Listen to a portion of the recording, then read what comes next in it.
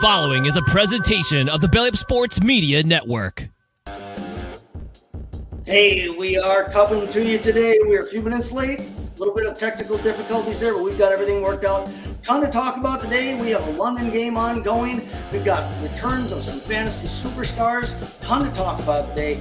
All that coming up right now on Belly Up Fantasy Live.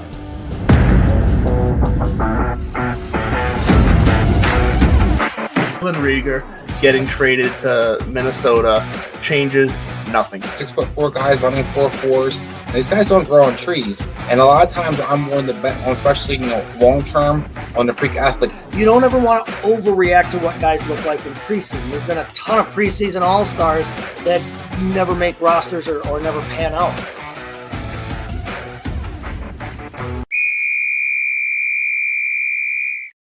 There's the whistle, and we are finally here. Good morning, everybody. I am Chase Thornton coming to you finally from the Mott and Bailey Basement Bar. We had a little bit of technical difficulties on our end, but we are here and we are ready to talk some football today. And we are not alone. We've got with us, as per usual, Kevin Wilson. Kevin, how are we doing today? I don't know how you could not have a better weekend this weekend. You got wall-to-wall football yesterday and baseball. You got wall-to-wall football and baseball today. There we go. But the only thing that could have been better is if the Dodgers didn't take a complete and utter ass whipping last night, which I know makes Jared and my brother-in-law extraordinarily happy, but not me.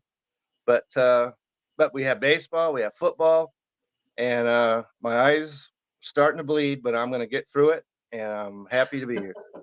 Well, my Brewers got completely wiped out there. I think their morale was shot as soon as they heard that Brandon Woodruff wasn't going to be available for that series. But anyway, yeah, like you said, and we're in the middle. What is it? We're in the middle of something like 50-some straight days of football, like every single day. It's crazy. Either major college or NFL. Yeah, that's right. So settle in, watch us, then get ready for some football action later. Well, you could.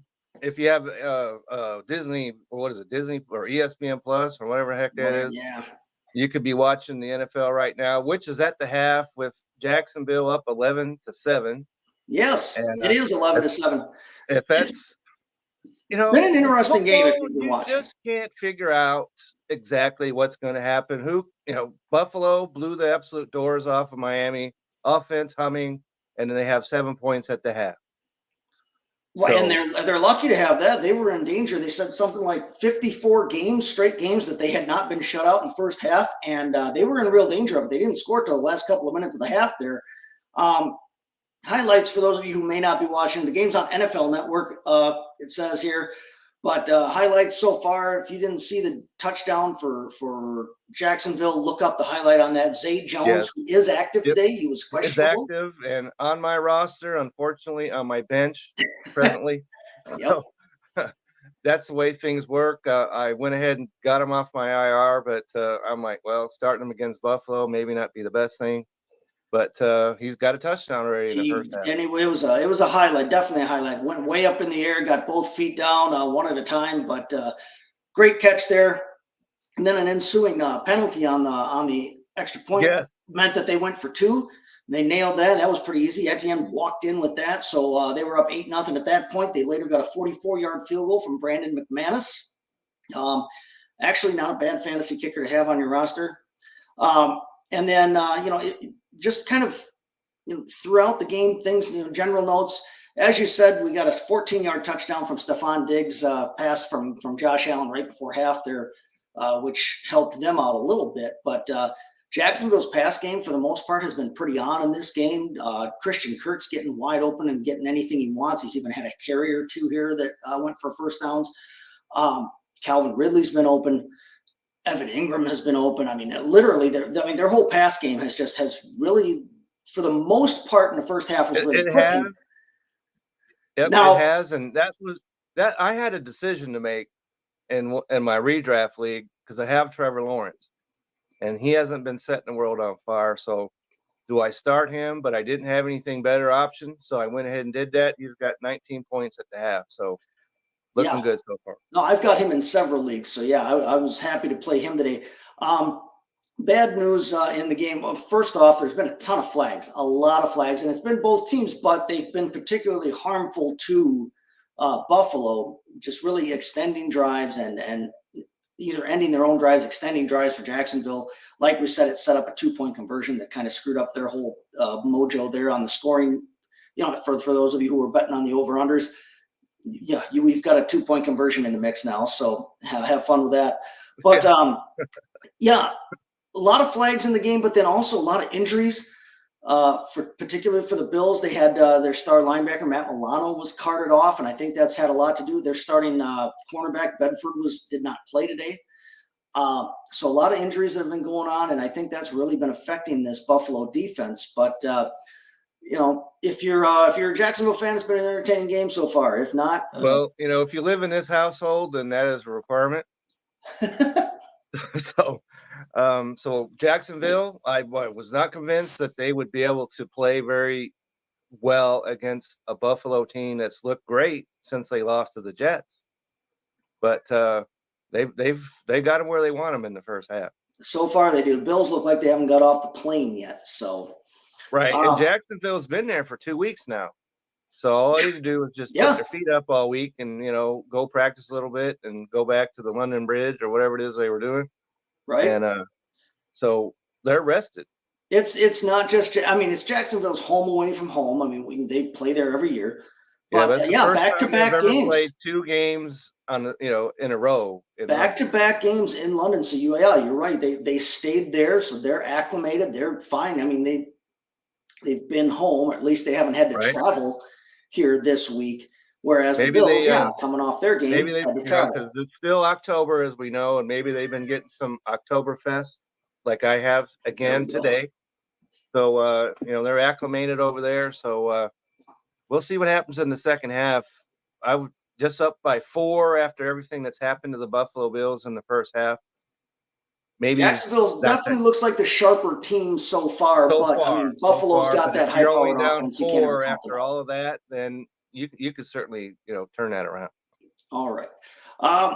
So we got this is the first week that we've got bye weeks here. We've got 4 teams on the bye today. Seattle Seahawks are bye, so I can just sit back and let whatever happens because you don't have to worry about cheering. That's next week. Cleveland, the Chargers, Seattle, and Tampa Bay all on the bye this week. So obviously several superstars in fantasy there, and just players that we know you're starting. So the buys are here, and you're going to have to start working through that. You're going to have to start testing your bench depth.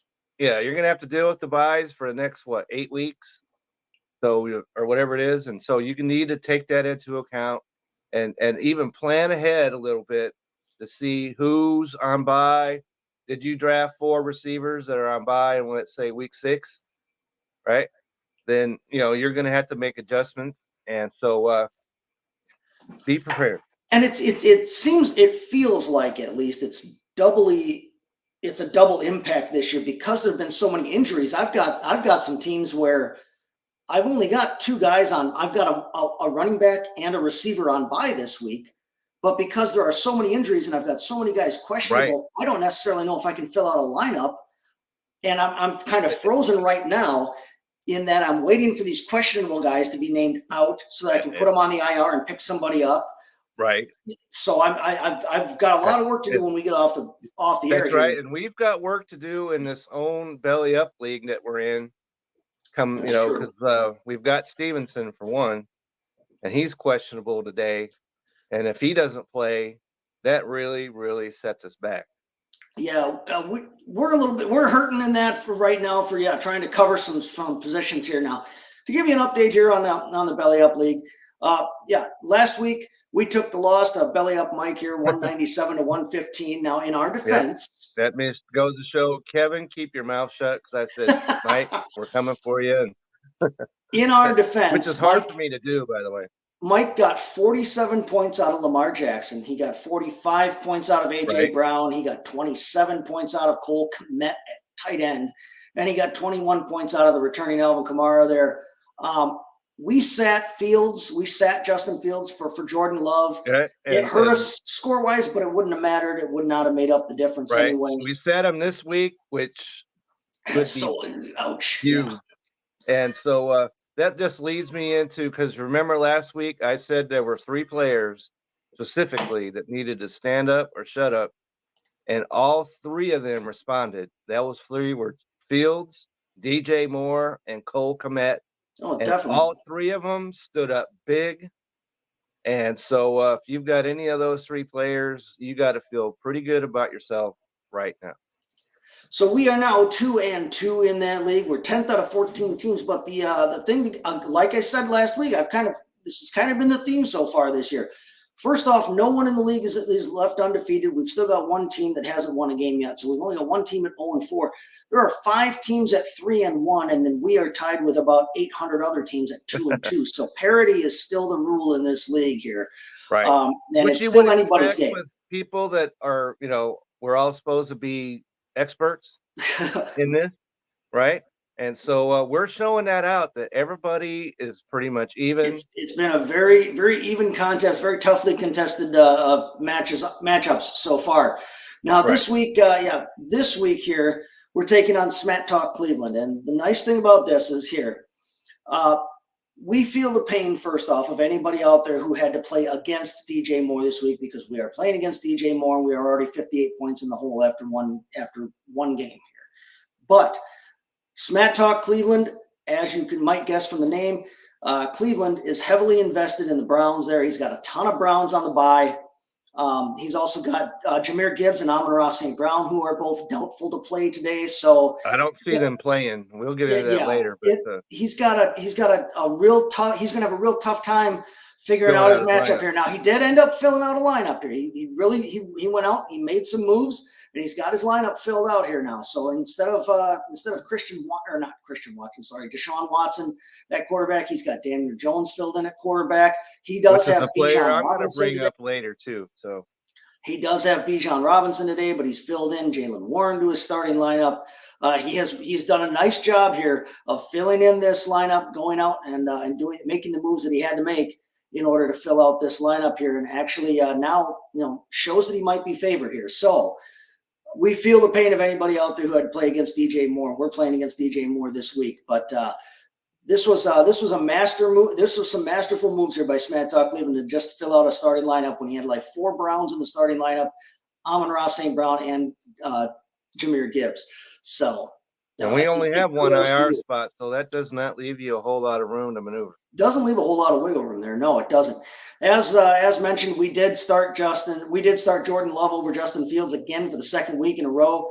The Commanders defense, I think, let all of fantasy football down. They were popular. They let me down in 2 separate leagues. So Washington Commanders, you can expect to hit the waiver wire big time come Monday.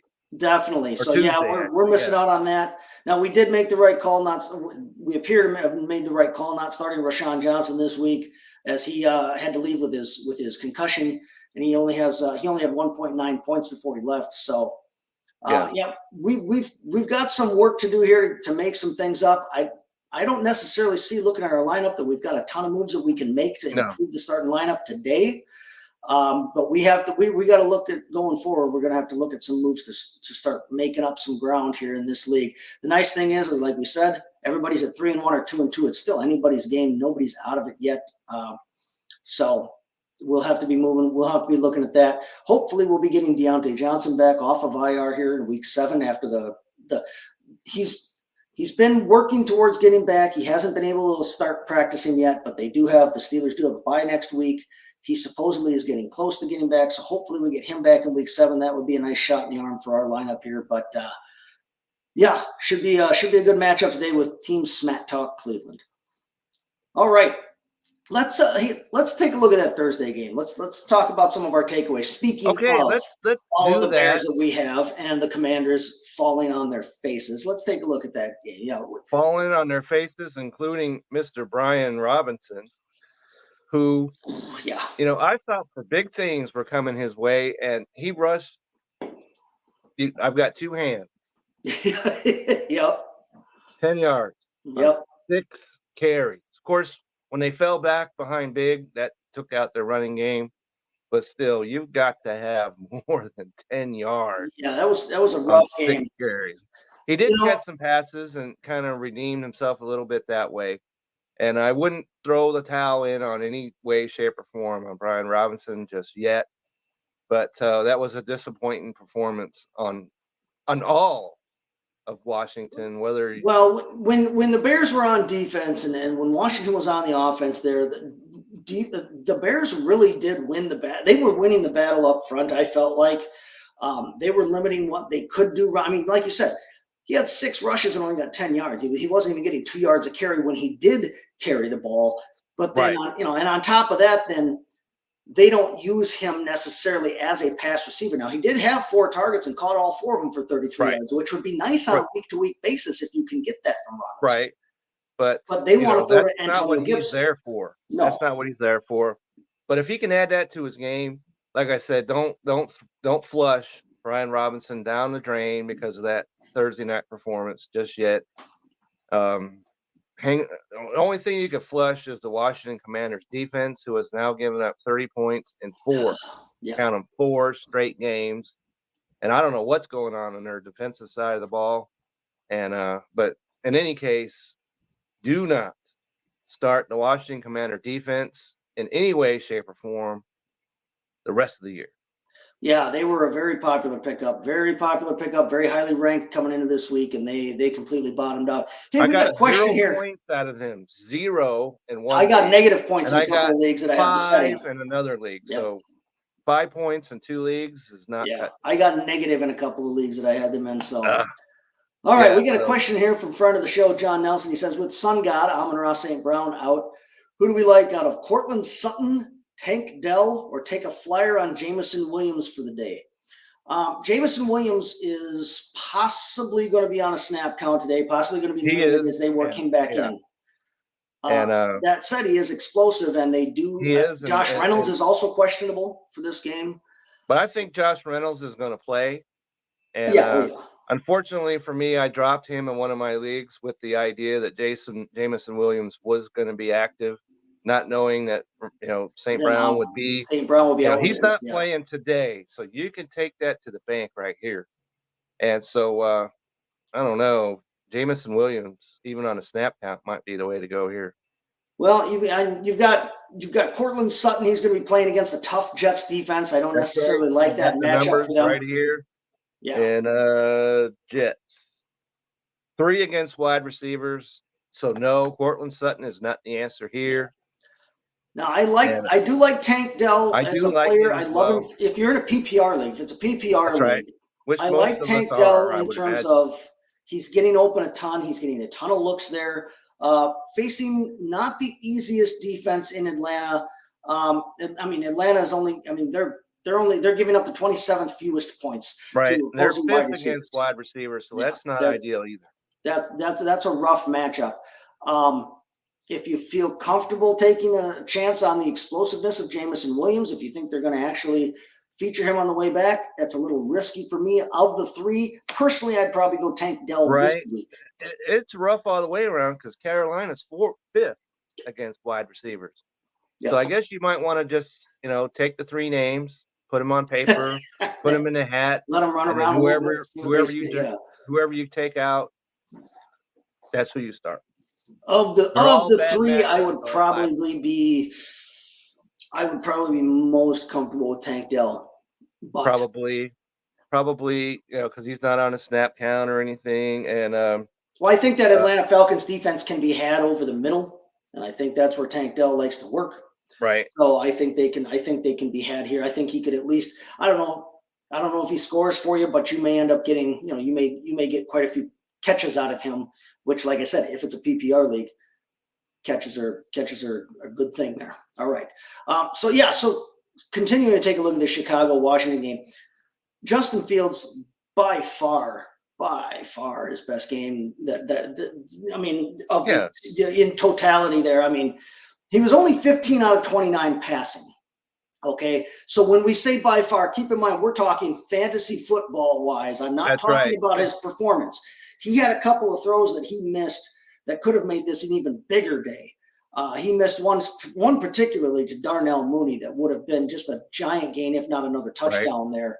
So he's still missing some of the throws He's that still he missing, and if you against the Denver Broncos the week before, he had a great game up until the end, and then turned the ball over. So he's got some, even though he's great these last couple of weeks, and he certainly answered my questions. But Yeah. he's still. It's not like he's Roger Staubach or No, he Tom still has Brady work or to do somebody as like an that NFL. now. He still has work to do as an NFL passer, but fantasy wise, he's been absolute gold the last 2 weeks. His counting stats: 282 yards passing, 4 touchdowns, no interceptions Thursday. Plus, he ran the ball 11 times, which was nice to see. They had designed. It wasn't just all scrambles. They had designed runs for him on the outside, up the middle. They were using their best runner in the run game finally. Right. And Which he now, is, and we all know that. now he we is. know that. Like I If said, the coaches would know that, that'd be great. like I said, we had Rashawn Johnson go down with an injury. We had Travis Homer go down with an injury in the game. We had Khalil Herbert go down with an injury in the game. So they lost their top 3 backs. Deontay Foreman was not active for the game. So by the end of the game, they were down to giving carries. If they wanted to give running back carries to anyone to try and run the clock out, it was either run the ball with Fields or hand the ball off to Kari Blasingame, their fullback, who had something like 2 career carries or something coming into the game, ended up carrying the ball like 8 times, and actually played pretty, good on that dude, because he spent his entire it's like 4-year career. He's been a blocking back his whole time. That's what he does. Right. And that's what he does, and that's what he gets paid for. And all of a sudden, he's basically the only back, let alone the feature back. So it was like, yeah, hey, get in there, kid, and carry the ball for the first time since junior high. But yeah, it was nice to see Fields with some designed runs. He made some great plays in the run game. The one shotgun snap that he had to jump up over his head and basically tipped the snap to himself and then took it up the middle. I think that looked like a designed quarterback draw possibly anyway, but he made a couple of very flashy, very nice plays in the run game. It was nice to see. That's what we want out of him. DJ Moore. That's what we want out of him, and so that's a nice problem going forward for our team. Yeah, because we've got him and we've got Jordan Love, and so doesn't seem like there would be a bad answer either way on either of those guys. We may have some trade fodder there if we want to explore that option. DJ Moore with a career day, 8 catches on 10 targets, 230 yards, 3 touchdowns. Could have had more. He had a phantom step out. It appeared on the sideline on a long gainer that I honestly haven't seen a good camera angle on to say that he absolutely did step out on, but just an absolutely phenomenal day. Had a walk-in touchdown towards the end of the game when the Commanders were in desperation mode and the cornerback went for a pick. He made the right play. The cornerback made the right play. Had to go for the ball there. It was the aggressive. It was the right thing to do. But as soon as that ball got past him, Moore literally walked about 50 yards for a touchdown. That's right. So, Cool. good on the Bears. Yeah. Good on my brother Brian, who is a big Bears fan, and he's off on Thursday night, so he was able to watch that game and enjoy it. So yay all the way around, Chicago Bears. Boo all the way around on the Washington Commanders, and Ron Rivera is a guy that I have respected in the past, but I don't know what in the world he's doing over there in Washington now. And did you see that where Magic Johnson came out and slammed his own team, because he's part of that ownership group now? He came out and slammed the team. So you might want to look over your shoulder, Ron Rivera, and see if there's a shadow back there. And if it is, it might be Magic Johnson coming to get new ownership group, not necessarily married to him. And yeah, they may want to make changes of their own. There's been a lot of changes around that franchise lately, and he may end up being one of them. Especially if you're giving up 30 points 4 games in a row and don't see a problem there. Sam Howell had great counting numbers. He had 388 passing yards, which is that's right. And giant. That's why fantasy is so much different than regular football, because the final score means nothing. He threw the ball 51 times, completed 37 passes. He also ran in a 2-point conversion. I will say this about Sam Howell. Yeah, he's got some work to do too in terms of being an And he's a NFL young passer. guy, so yeah. He was late on a couple of throws. There was one throw over the middle where he was, and they mentioned it on the broadcast, where it looked like he was working his progressions left to right. But when his eyes met the middle of the field, you could tell it took him a second to register that he had the guy, and by that time he had started to throw, and by then it was already late. Right. Either that or you're getting sacked. Yeah, he's that still 1 second could be all the difference. He's still developing as an NFL quarterback, which is fine. Football player. He had some tough runs. He stayed in there. He fought to the end. I kind of like Sam Howell as a football player. I don't know necessarily at this point how long his future is as a right. And of course you don't want him as your main starter, but if you've got him on your roster, that's not bad. If he's your number 2 in a super flex, you're number 2 fine, or number 3. Good. Yeah, ideal if he's number 3. Because he can run a bit. Like I said, he ran into 2-point conversion. He had a run. They had a 3rd and 12 where he gained like 9 yards, and it looked like he might break it for a minute. Just fighting at the end. He's a tough runner. He's a tough football player. And he's got players, despite that game, he's got players around him, and they've added one in Thomas, the tight end, who had an excellent game. I if you remember, I talked about him last week. So if you picked him up, you were quite happy. I wouldn't have recommended starting him on a Thursday night game, but if you did, you were quite happy. He came out pretty damn well, my team. So, tight ends have been a crapshoot, always have been throughout the entire history of fantasy football. So if you've got him, you're solid. And if you need a tight end, certainly look his way coming up next week. 9 out of 11 on targets for him. Right. 9 catches, 77 yards in the score. He looked good. And here's the thing that I wanted to note on the Washington pass game here. They are looking Gibson's way. They are looking Thomas's way. They are looking Curtis Samuel's way. They are not necessarily always looking as much as we would all like them to look at McLaurin and Dotson. Their 2 biggest weapons, Terry McLaurin and Jahan Dotson, coming into the season. And there was a lot of preseason hype around Jahan Dotson possibly having a blow-up year. And it doesn't necessarily look like he's always looking for them. They are more downfield guys. He's looking, it appears right now, and this kind of goes along with what we said. He's developed, he's an NFL passer. He seems to be looking a lot more for his underneath guys right now, which means a lot more targets or a lot more successful targets for Antonio Gibson, Curtis Samuel, and Logan Thomas at the tight end position. Curtis Samuel's the guy you might want to look at going forward because he had a nice game as well. Yeah, no, he definitely had a nice game. He's 6 out of 7 for 65 yards and a tud. But unfortunately, for those of you and those of us, I should say, who drafted McLaurin and Dotson, expecting hopefully some wide receiver 2 numbers out of them. Dotson is a later round guy that you thought you could get some value out of. It's not happening so far. At this point right now, it looks like he is much more into looking for the underneath guys. You may not get quite the return on investment that you wanted out of McLaurin and Dotson going forward this season. We'll see how that if Howell can develop as the year goes on. Don't panic on either one of those guys just yet. To me, though, temper your expectations in the short term. Temper them, but don't throw the panic switch here just yet. All right, we're going to listen to an ad read real quick here, and when we come back on the other side, we're going to talk about some of the major headlines, major headlines there are coming a few from this week. All right, but here first, let's listen to our good friends from SeatGeek. Hey everyone, it's Ryan from No Credentials Required to talk to you about one of our newest partners at Belly Up Sports, SeatGeek. Yeah, live sports is great on television, but the feeling of being at the arena is a priceless experience. That's why our friends at SeatGeek are there to help you find the best tickets at the best prices. Not only can you get tickets to sporting events, but you can also get tickets to concerts, comedy shows, musicals, and more. Search for your desired event now at SeatGeek.com, enter promo code BellyUpSports at checkout, and you save $20 off your first purchase. SeatGeek. Life's an event. We have the tickets.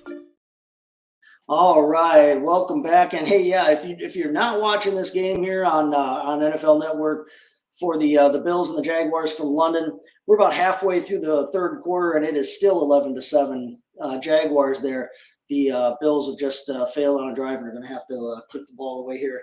So, yeah, not much going on, not much scoring, not as much scoring as I think we all anticipated we would see in that game. Really surprising to me, given the fact that, like I said, the Bills showed up big last week, which they needed to do against Miami. And so for them to go to sleep 1 week later, it's just football. It's, you don't, anyone that sits there and says, hey, I know what's going to happen, put your hand down, because you don't either. 18. We anticipated a lot more than 18 points, I think, midway through the third quarter. And, that's for damn sure. I would have thought that the over-under would have approached somewhere around 44 or so, 45, but 18. Like you're going to hit the under on that. If you bet the under, you put your feet up right now, because you've got a sure winner here. All right. So, yes, hey, some big headlines coming this week out of the NFL. Maybe the biggest, Chase Claypool traded to the Miami Dolphins. Of course, I'm kidding on that. I'm not kidding on that. Chase Claypool really was traded to the Miami Dolphins. He really was, and he's really, really, really, really irrelevant. And, he unfortunately he is right on that team. What a terrible turnaround, though. Yeah. When they made such a big trade to bring him in at the deadline last season, and everybody thought, okay, well, hey, change of scenery. He was disgruntled in Pittsburgh, it seemed like. New place, he should be fine. That should have been a red flag right there, because Pittsburgh's organization is run as about as well as any in the NFL. And so if you can't get together over there, maybe it just can't be done. A guy who had a real successful, early start to his career, and he's a physical freak, athletically. Right. He's an absolute, just gem athletically, but he really needs to get his priorities straight and get his head. He does, and it's kind of like he's Antonio Brown, but without the results. Yeah. So that's like a double. And without the bankrupt arena football. That's right. League. So Antonio Brown at least had some results about him that could offset a little bit some of his antics, but Chase Claypool doesn't have any of that. Yeah, no, here's my take on Twitter was hang on to him in Dynasty. But for redraft purposes, for DFS purposes. No, he needs to go. We need to actually see some results from him right now. Especially on that team. No, who's got two first of the off, he's behind wide receivers. Where's he going to play? He's got Tyreek Hill in front of him. He's also got Jalen Waddle in front of him. He'll probably be about a higher wall as more you so. Scale in the wide receiver business on any team. Of those two, he's probably more like Jalen Waddle's backup there.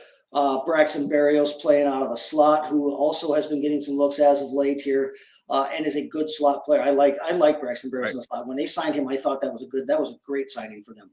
Right.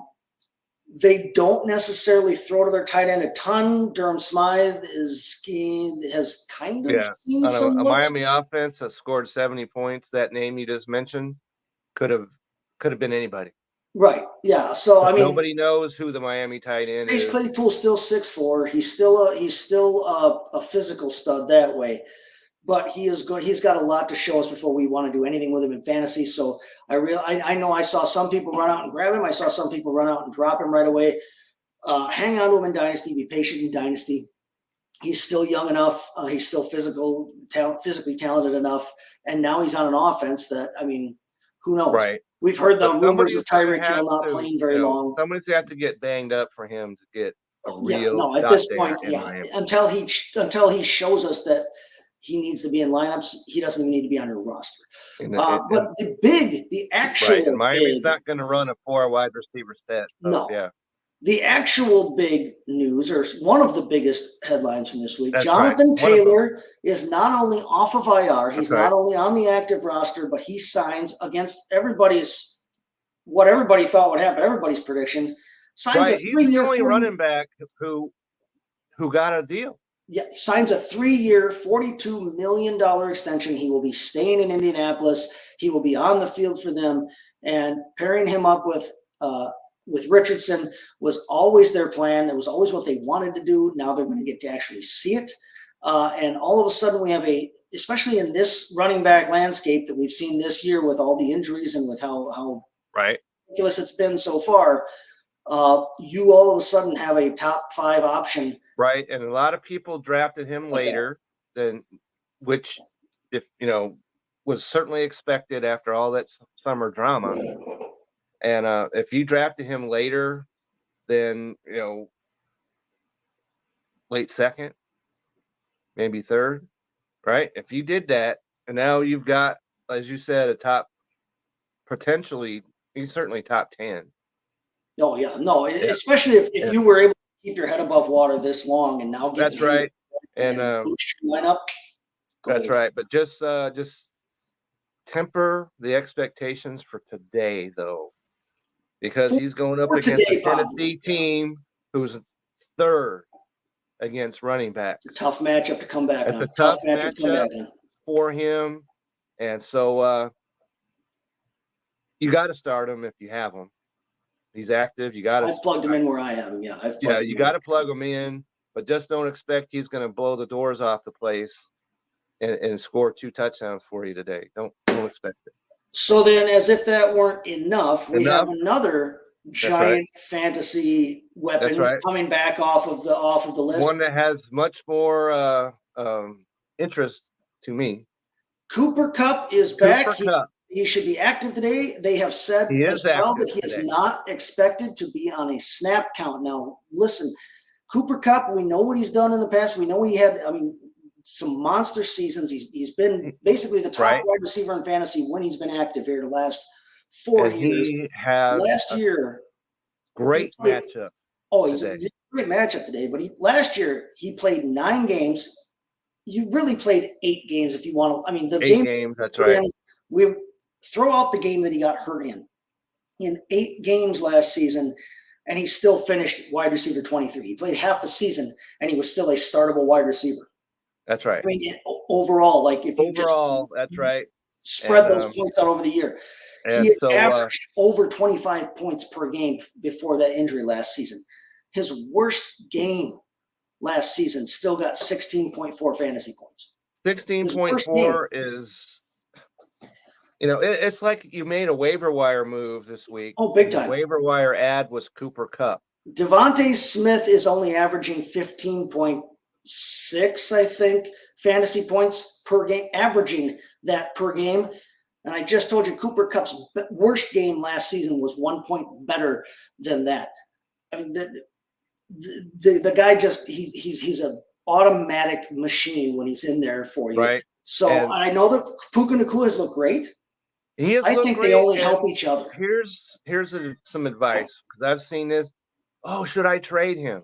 Cool your jets. Okay. There is no reason why both of those guys can't be effective, because we thought maybe the Rams passing offense would be pretty dismal. It has not been. No. They can have both of those guys in the starting lineup and be productive. So if you've got either one, just put them in your lineup and be happy with that. The guy that you need to be concerned about is Tutu, which is an interesting. I think it hurts Tutu Atwell's. It hurts him value a lot here. And so if you want to drop a Rams wide receiver, that's the way to go. We've seen this offense support 2 startable fantasy wide receivers before in Robert Woods and Cooper Kupp. With Cooper Kupp in there, Robert Woods was still a wide receiver too. We know that it can happen.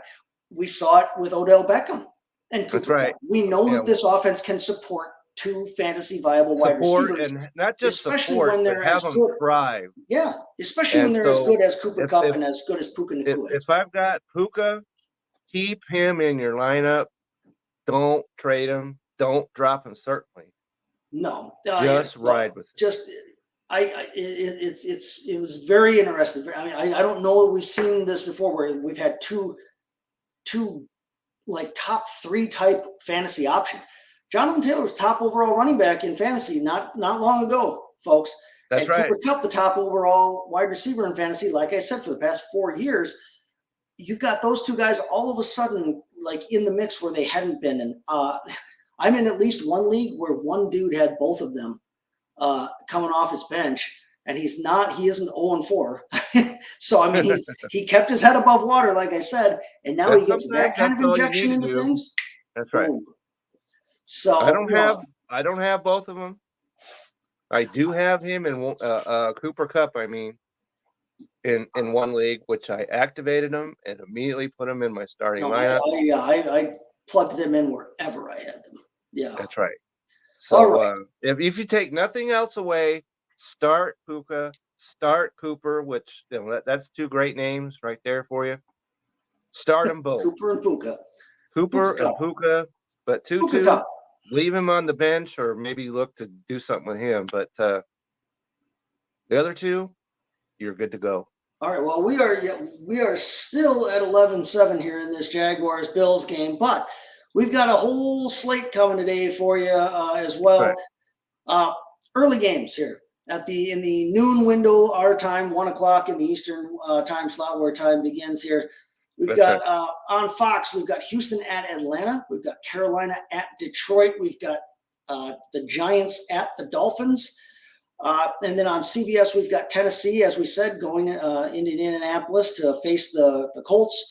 We've got the Saints playing in New England.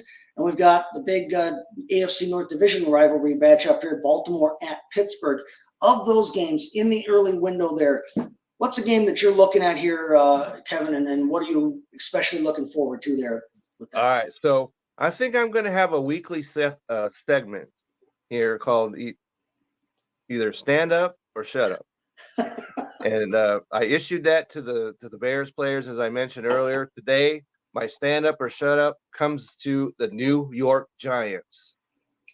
There you go. And they're, as you mentioned, they're playing the Miami Dolphins this week. And anyone that saw that absolute power slam that Seattle put on them, which made me happy. Okay, but we need to turn a page on that. And going up, I don't know, like I said, fantasy and the final score have nothing to do with each other. I see no chance that the Giants can beat Miami down there. But these players need to generate something. I'm talking about Danny Dimes, certainly Waller, and whichever wide receiver you want to mention, Wendell whomever. They need to stand up today and show out, or their fantasy relevance is all going down the tubes. And I've seen where Danny, was already he's out on the waiver wire, not in, super flex or any of that, but in redraft, he's on the wire. If he don't respond today, he's going to stay there the rest of the way. And the reason why I picked this game is because Miami's 23rd against running backs, 29th against quarterbacks, 23rd against wide receivers, and 25th against tight ends. It doesn't get any juicier than that for the Giants. Any of those guys, as I mentioned, they need to show up. They need to show out. They need to put points on the board.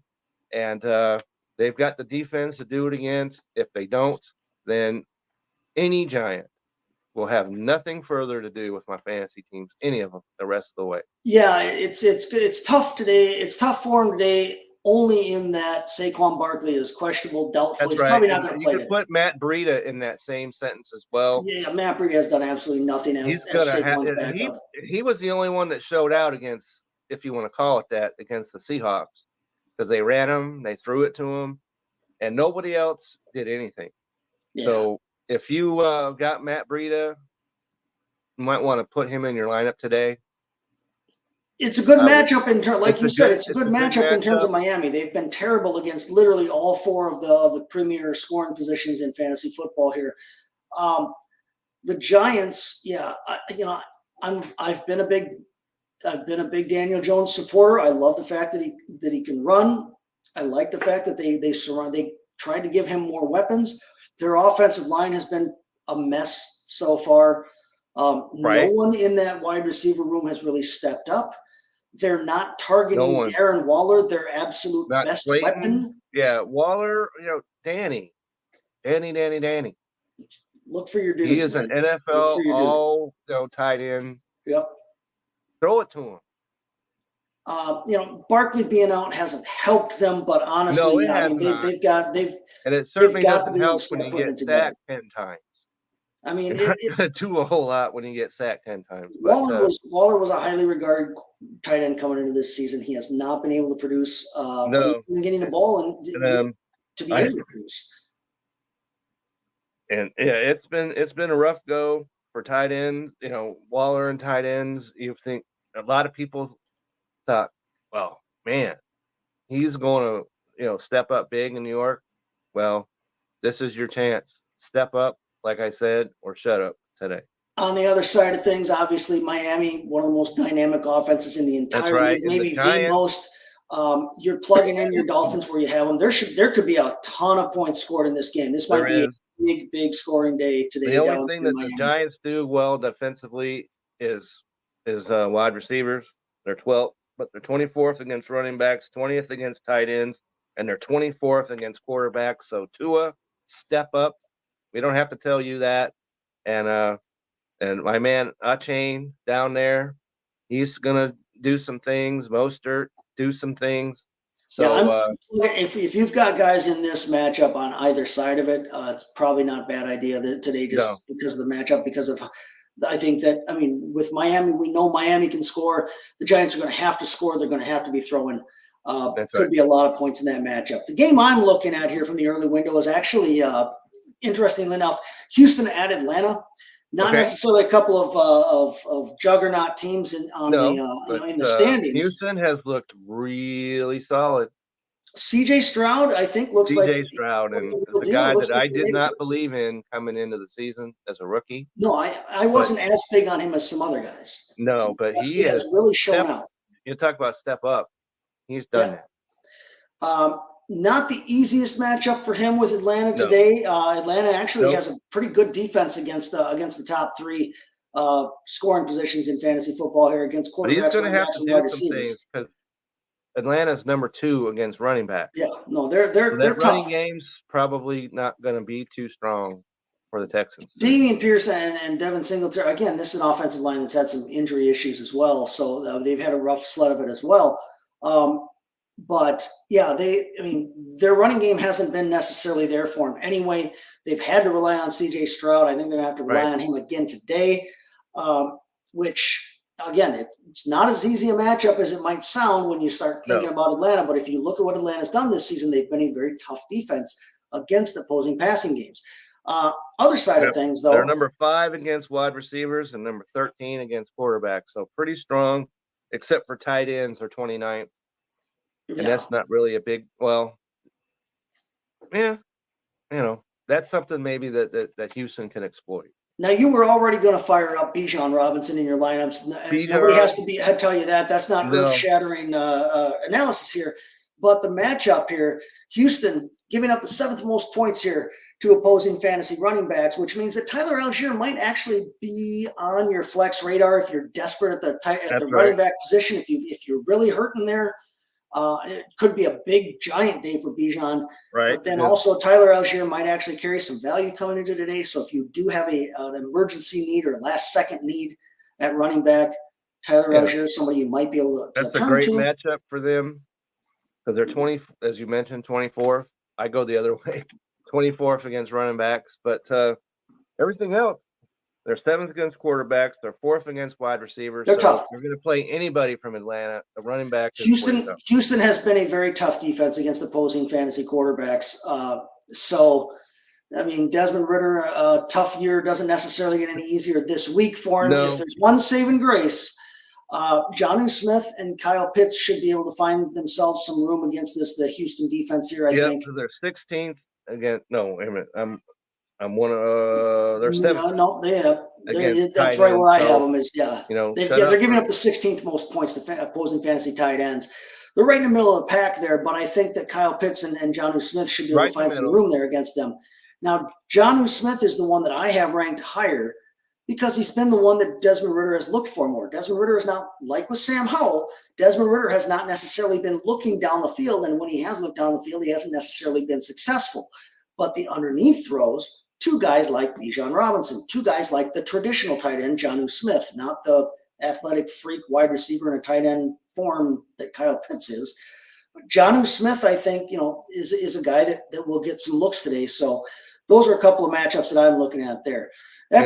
In this late window here, Kevin, is there a game that you're especially excited about in the 3 o'clock, 3:05, 3:25, however you want to term it? Well, as we all know, the Bengals are my team. There they are. There you go. And so we're talking about stand up or shut up. The entire Bengals, right? And they're going in there against an Arizona team that just beat the Cowboys a couple weeks ago. But if you're the Cincinnati Bengals, this is a must-win game, even though it's on the road and it's against a non-conference team. But if you lose this game and now 1-4, then everything is sliding off the mountainside. And so, Joe Burrow, he's listed as healthy, but I'm not sure I believe that. Right. He hasn't been healthy. That calf has been an issue since preseason began. And so, but the player that needs to really step up is Mixon. Okay. And I'm going to talk about him. Let's see. Mixon hasn't had more than 67 yards rushing in any of the first 4 games for Cincinnati. We expected much more out of him than that. And Arizona is 31st against running back. 31st.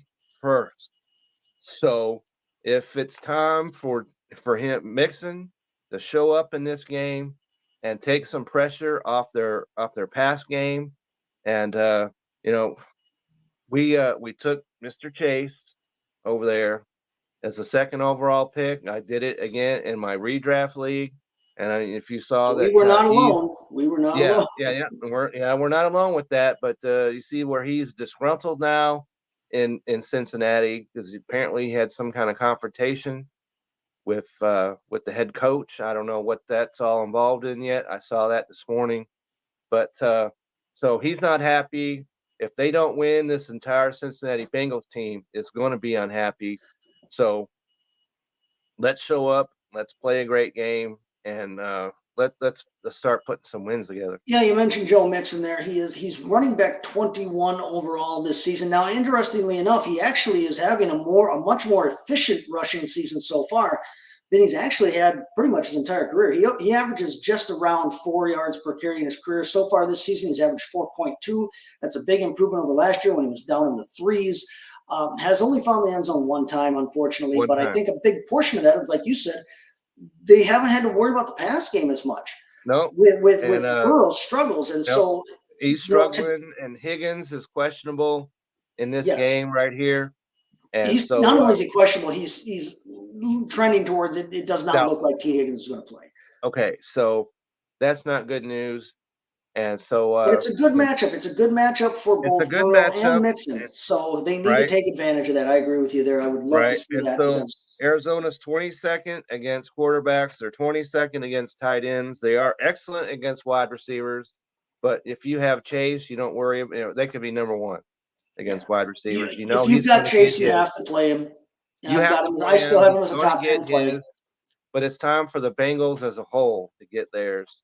And so that's the game I'm looking to. The game I'm looking at, because I think we could see some points scored in this game. Kansas City and Minnesota. Obviously, we all know what the Chiefs' offense can do in terms of Patrick Mahomes, in terms of Travis Kelce. We should get plenty of shots of Taylor Swift because she's going to be very important to this game. We know what the Kansas City offense is capable of. Can do. And I'm interested in one guy out of this matchup, and that's Rice, the wide receiver for Kansas City. Minnesota gives up a ton of points to opposing wide receivers. And much like the New York Giants wide receiver room we talked about, no one has really stepped up to kind of take charge and take that number 1 role. No one has. We know that Travis Kelce is the number 1 tight end. He's garbage. Sky Moore, garbage.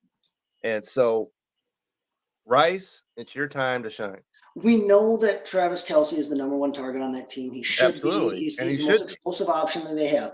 But no one in that wide receiver room has really stepped up and actually proven that they're a fantasy viable asset. Even I've talked at length before about MVS, Marquez Valdez-Scantling, and my thoughts on him. But yeah, No, Kadarius Toney keeps literally dropping the ball. It seems like every time he Dropping gets the the ball, and opportunity. you talk about Sky the Moore ultimate can't. tease.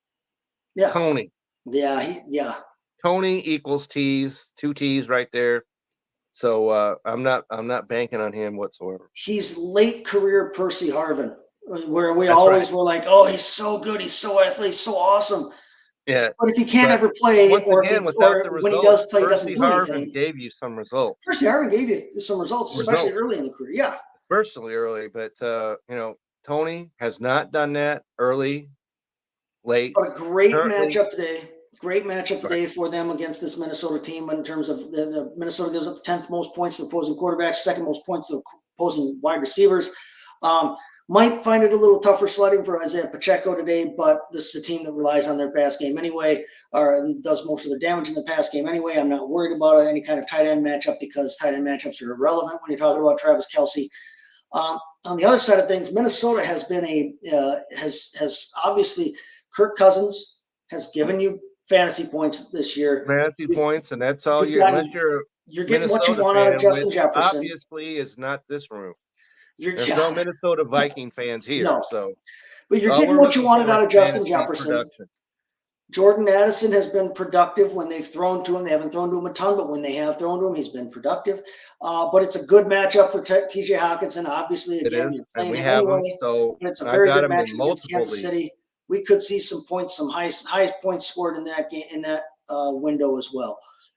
Real quick here before we sign off, let's take a look here at some injuries and remind you guys of who's Okay. questionable and who you need to be looking at here around the league. Mhm. Quarterback, the only real notable injury is Derek Carr down in New Orleans there. He's dealing Yeah. with a shoulder injury, but it does look like he's going to play. He played last week. It looks like he's going to Yeah, play this don't week. get too excited about Derek Carr. No, I'm not overly excited about him anyway. But yeah, if you've got Chris Olave, if you've got Right. Michael Thomas, if you've got Rashid Shaheed or whatever, it does look like they are going to have their quarterback today. Running back wise, we kind of mentioned earlier, Jahmyr Gibbs is doubtful and he's trending towards not playing. Don't If expect that's him the to play. case, it might be an even bigger day for Mr. David Montgomery. So obviously, Montgomery, you're playing who, David Montgomery. As we remember, is coming off a 3-touchdown game. Yeah, and could see the same kind of thing today, or he could have a lot of work today, especially if Gibbs doesn't play. Barkley, questionable, but probably not going to play. Not You going to mentioned play. Don't expect earlier, that either. Ramondre Stevenson with the thigh injury is questionable. Justice Hill with a foot and a hamstring injury is questionable. Even if he does play, he's going to be behind Gus Edwards. He's not their number Right. one. Plus, they've started to give some work to Melvin Gordon as well. The only one of those three that I really would even want on my roster would be Gus Edwards at this point. We mentioned, obviously, Jonathan Taylor is active with his ankle. Fire him up. Rashad Right. Penny is dealing with an illness and is doubtful, Yep. but he hasn't been doing anything for you anyway. Anyway, Philadelphia. which is kind of surprising to me. I thought they would do something coming into the season. And Sure looked like they were looking at him for the early down back role. They And then, sure were. But DeAndre Swift has kind of taken that job by the short and curlies there. And it's nice to see DeAndre Swift actually getting some work. Right. Because we know he's an explosive player. He just needs to actually see the ball in his hands. And the other player that I think should be highlighted is Javonte Williams. Javonte Williams is questionable. And if he does not play, Mr. What do you Jaleel do? McLaughlin, who has been a thorn in everybody's fantasy side up until this Right. week, was a popular waiver wire pickup, popular waiver wire ad this week, and should have been, because if Javonte Williams doesn't go, they do not seem like they're convinced about just Samaje Perine. So yeah, Jaleel McLaughlin could have some sneaky value, especially like say DFS wise. You could plug Jaleel McLaughlin in there. Now keep in mind he's got a tough matchup with the Jets, but McLaughlin's like he's small, right. he's speedy. He's kind of been. so you definitely want to look elsewhere for your running backs in fantasy today, other than Here's one thing I want to say about Jaleel even if McLaughlin. Devontae moving Williams forward, was playing. do we all remember that Darren Sproles played in New Orleans? when Sean Payton was coaching there. I do remember that. Who else is 5 foot nothing and weighs 100 and nothing pounds? Jaleel McLaughlin is, I mean, I'm not saying that he's Darren Sproles, but I'm saying there is a role for a back that size, and Sean Payton is not scared of getting a back that size. Not necessarily today, but yes, he's got a role. Eli Mitchell looks like he's going to be out today. Is going to be out today, I should say. Aaron Jones for the Monday night game is dealing with a hamstring. He's questionable. Probably will play. I wouldn't worry about it too much, but just keep that in mind that Aaron Jones for Monday night's game is questionable. Wide receiver, we said Amon-Ra St. Brown, doubtful to play here. Josh Reynolds, his teammate with a groin, is questionable, but probably will play. John Mechie has been dealing with an illness and is questionable. If he's healthy, he's probably still behind. He's obviously behind Nico Collins, Robert Woods, and Tank Dell himself. Yeah. No, don't get excited about that either way. Treylon Burks with a knee injury is out. I'm done with Treylon Burks. Odell Beckham says he's going to play today. He's with an ankle. He's questionable, but his ankle, he says, is better. He says he's going to play. His teammate Rashad Bateman is going to play and is taken off of the injury report with his hamstring. We mentioned Cooper Kupp is active, which is hallelujah for everybody. T. Higgins with his rib injury is probably not going to play, so make other plans in your lineups there. And then again, for the Monday night game, a couple of high-powered wide receivers, Christian Watson for the Packers with a hamstring injury, and Devontae Adams for the Raiders with his shoulder. They're both questionable too, so keep an eye on that. Keep an eye on that. And if it's a Monday game, you may not have anybody else to get in your lineup. So keep that in mind. Yeah, for sure. If you've got those guys, you want to try and have them in your flex position rather than your starting position. And have somebody on your roster that you could put in that slot. Devontae Adams wants to play that game so bad. You're going to have to chain him in the basement, I think. But he wouldn't play in that game. If you either one of those guys, whichever one of those guys you have, if you're looking for an emergency plug-in at the end there, you might be able to still find Hunter Renfrow out there on the waiver wire. Hunter Renfrow, he's been a viable and a good fantasy receiver in the past. He's on the depth chart now. He's behind Adams. He's behind Jacoby Myers, but he's somebody he might be out there who would be seeing more looks if Devontae Adams doesn't play or if Christian Watson doesn't play. Either way, he'd be an available option. Possibly Jaden Reed for the Packers might be out there.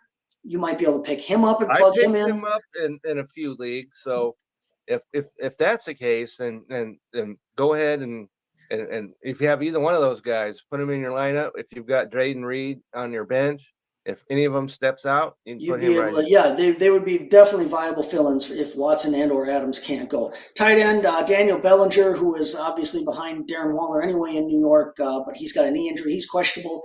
Juwan Johnson, speaking of the Saints there, is out with a calf injury. Juwan Johnson hasn't really shown as much as we wanted him to this year from the tight end position. Anyway, I thought with Derek Carr as a quarterback, he might see some more looks, but that has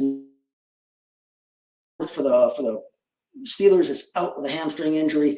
And speaking of that Monday night game, the Packers and questionable players, Luke Musgrave, their young, exciting tight end, is questionable with a concussion. I think I saw a stat that heard somebody say that no player that's been in concussion protocol throughout the week has actually been able to play the following week yet. So keep your eye on that Luke Musgrave situation if you're hoping to use him on Monday. I think that's going to do it for us today here, Kevin, but why don't you let us know what you got going on and where we can find you. And well, you can always find me on the Belly Up Fantasy website. I have an article that I posted over there. Fantasy baseball, of course, is over. But I got an article there looking forward to 2024. Who rose, who fell, and I had Sandy Alcantara as my faller, and he's already out for the entire 2024. season. Yeah. So surgery is going to be done. It's never too early to look forward to the new fantasy season. So that article's there. What comes forth is questionable at this point. I'll just put something together. You could be real sure there'll be an article per week on the Belly Up Fantasy website. And as always, you can find me at Kevin62 WILSEA on whatever it is now. I heard X is getting sued by X, so who knows what in the heck's going on over there. But that's where you can find me. you can always drop questions, start, sit, whatever you might want to do. You can always catch me over there, and I'm always happy to help. All right, my updated rankings are available over at bellyupfantasysports.com, always for you. And you can always find me, like you said, at STT Chase FFB on Twitter, X, wherever you want to call it there. But that's going to do it for us this week. We will catch you back here same time next week. You can look for me also tonight here on MD's Fantasy Football Show. We'll have a Sunday recap for you. We'll be talking about all the action and all of the news and headlines that came out of today as well. But until next week, we are going to say to you, Slanjava.